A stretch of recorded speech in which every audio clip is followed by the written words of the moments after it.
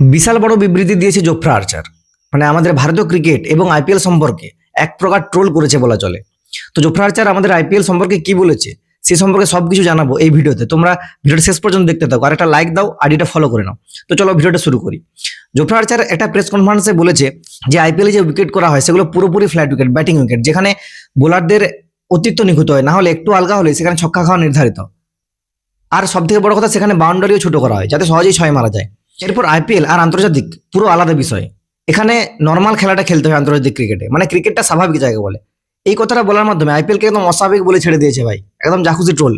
এই যে আইপিএলকে আন্তর্জাতিক ক্রিকেটকে নর্মাল ক্রিকেট বলে, সেখানে আইপিএলকে অস্বাভাবিক বলে দিয়েছে ভাই।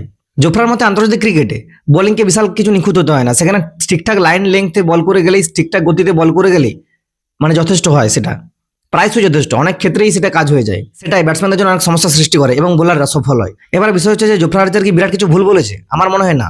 আইপিএলে বেশিরভাগ পিচেই ফ্ল্যাট, এছাড়াও বাউন্ডারি একদম ছোট করে দিয়েছে, যার ফলে চার ছক্কার বন্যা দেখা যায় এবং যার ফলে অনেক অনেক স্পন্সর পাওয়া যায়, ব্যবসা বাণিজ্য বেশি হয়, টাকা রোজগার বেশি হয়। কিন্তু আন্তর্জাতিক ক্রিকেটে সত্যিই ভিন্ন, এরকম চলে না ভাই। আমরা সাউথ আফ্রিকা, ইংল্যান্ড, অস্ট্রেলিয়া এইসব জায়গায় আমরা যে বড় মাঠে খেলি, সেখানে এরকম ফ্ল্যাট পিচ, এরকম ছোট বাউন্ডারি যারা খেলে এসে অভ্যস্ত হয়েছে, তাদেরকে আন্তর্জাতিক ক্রিকেট এইসব জায়গায় এসে মানিয়ে নিতে অবশ্যই অসুবিধা হবে। যার ফলাফল আমরা আয়ারল্যান্ড, ইংল্যান্ড সিরিজেই দেখতে পাচ্ছি।